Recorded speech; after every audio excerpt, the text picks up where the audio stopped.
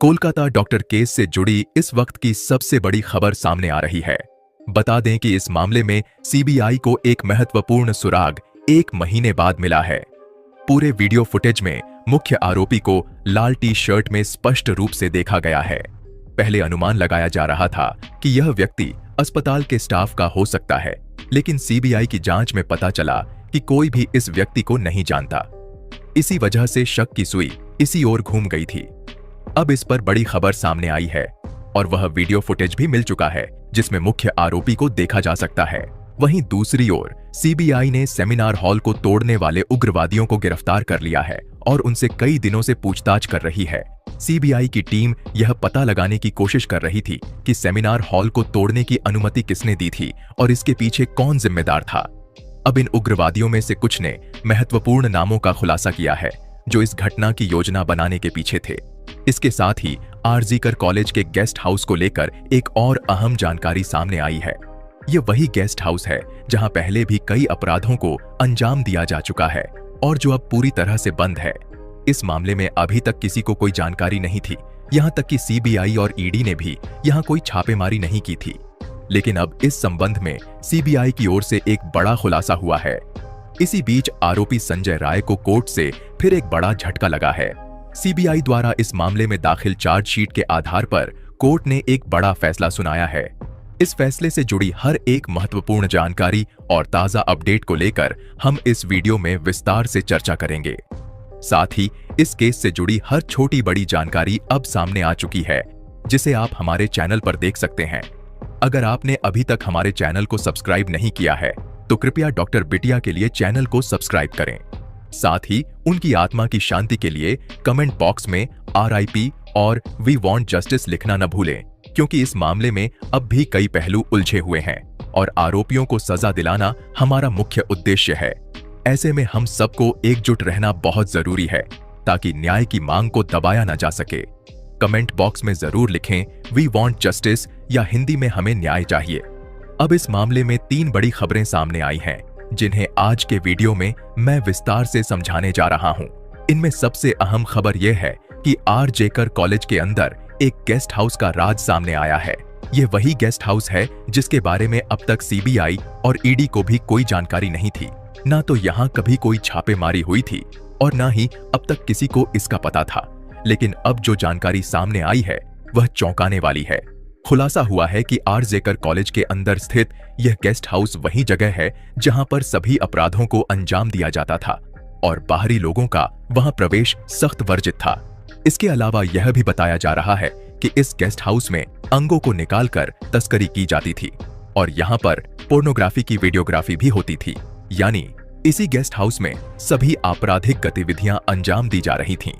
दूसरी बड़ी खबर जो सामने आई है वह यह है कि जब 8 और 9 अगस्त की रात इस पूरी घटना को अंजाम दिया गया था, उसके 4-5 दिन बाद सेमिनार हॉल को तोड़ने के लिए एक उग्रवादी भीड़ अस्पताल में घुसी थी। आपने यह खबर सुनी होगी या देखी होगी, और यदि नहीं देखी तो अब जान लें कि सेमिनार हॉल में एक बड़ी उग्रवादी भीड़ घुस आई थी जो हर जगह तोड़-फोड़ कर रही थी। लेकिन यह भीड़ यूं ही नहीं घुसी थी, बल्कि यह पूरी योजना के तहत अंदर भेजी गई थी। इस भीड़ को बुलाने का मकसद सेमिनार हॉल में बचे खुचे सबूतों को नष्ट करना था जहां इस वारदात को अंजाम दिया गया था। बाद में जब सीसीटीवी फुटेज सामने आए तो सीबीआई के निर्देश पर 20 से 25 लोगों को गिरफ्तार किया गया था। इन उग्रवादियों से लगातार पूछताछ की जा रही थी कि आखिर इसके पीछे की वजह क्या थी।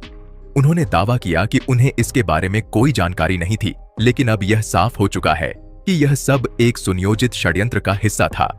इस मामले में आरजेकर कॉलेज के प्रिंसिपल संदीप घोष और एक जूनियर डॉक्टर ने मिलकर सेमिनार हॉल को तुड़वाने की योजना बनाई थी।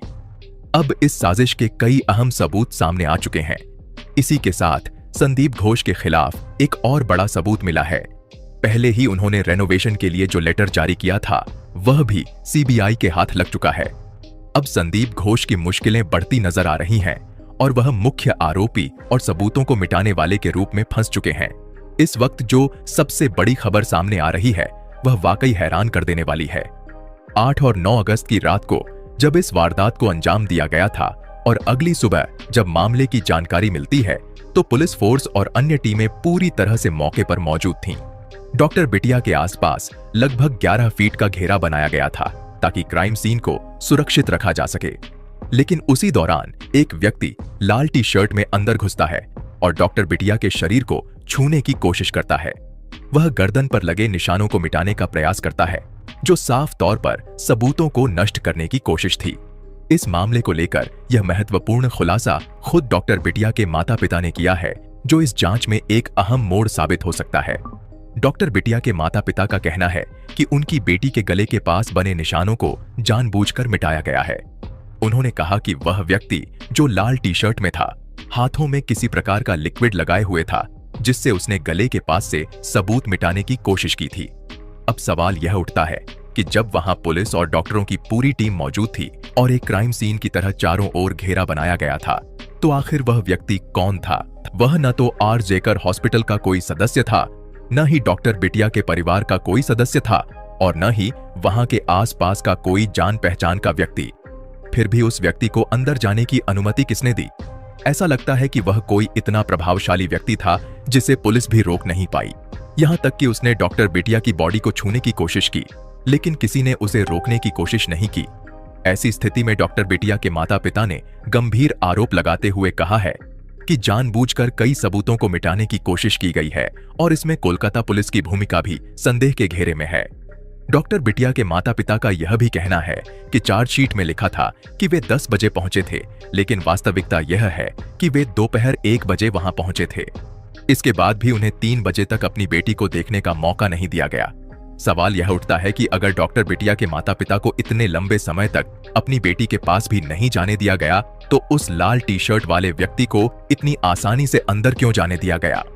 इससे यह स्पष्ट होता है कि मामले को दबाने और सबूतों को मिटाने के लिए योजनाबद्ध तरीके से काम किया गया था।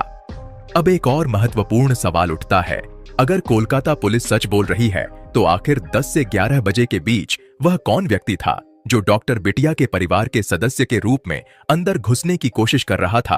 कोलकाता पुलिस का दावा है कि डॉक्टर बिटिया के परिवार वाले सुबह 10 बजे ही वहां पहुंच गए थे, लेकिन यदि वे उस समय पहुंचे ही नहीं थे, तो कौन उनकी पहचान बनाकर वहां मौजूद था? यह सवाल अब और भी अहम हो गया है। डॉक्टर बिटिया के माता पिता द्वारा किए गए खुलासे के बाद कोलकाता पुलिस पर कई गंभीर सवाल खड़े हो गए हैं।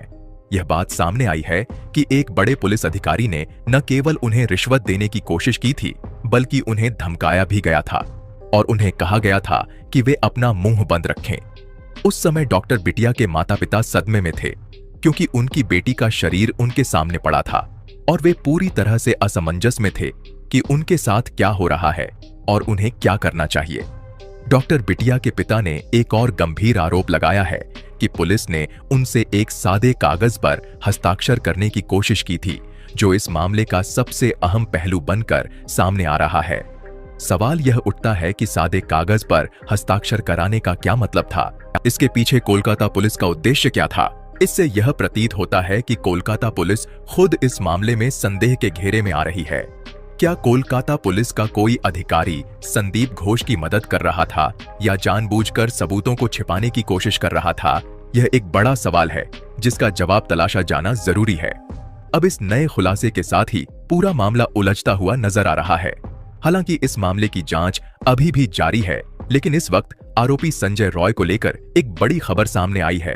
कोर्ट ने आरोपी संजय रॉय को एक बार फिर से बड़ा झटका दिया है। अब उस 150 ग्राम सीमन से संजय रॉय का डीएनए मैच हो चुका है, जिससे वह इस मामले में मुख्य आरोपी के तौर पर और भी फंस चुका है। इसके बाद कोर्ट ने संजय रॉय की रिमांड को एक बार फिर से 14 दिनों के लिए बढ़ा दिया है। इसका मतलब है कि अब इस मामले में संजय रॉय का बच पाना मुश्किल है और संदीप घोष भी इस मामले से बाहर नहीं आ पाएंगे। सीबीआई ने दोनों को इस मामले में बुरी तरह घेर लिया है और अब मुख्य आरोपी की तलाश भी जारी है। जैसे ही इस मामले का मुख्य आरोपी सामने आता है, कोलकाता के कई बड़े नामों का भी खुलासा हो सकता है। संदीप घोष को अब मिनी सीएम कहा जा रहा है, क्योंकि उसकी पहुंच बहुत बड़े लोगों तक है। आर जेकर कॉलेज पर इतने गंभीर आरोप लगने के बाद भी संदीप घोष ने इस्तीफा देने के तुरंत बाद ही एक और कॉलेज में नियुक्ति पाली, जो उसकी पहुंच और प्रभाव का सबूत है। इस स्थिति में यह स्पष्ट है कि आरोपी बहुत ही प्रभावशाली और शक्तिशाली हो सकते हैं, जो इन घटनाओं में लिप्त रहे हैं। ऐसे में सवाल उठता है कि क्या डॉक्टर बिटिया को जल्द से जल्द न्याय मिलना जरूरी नहीं है? आपकी राय क्या है? कृपया अपनी राय कमेंट बॉक्स में साझा करें और डॉक्टर बिटिया के लिए वी वांट जस्टिस लिखना न भूलें।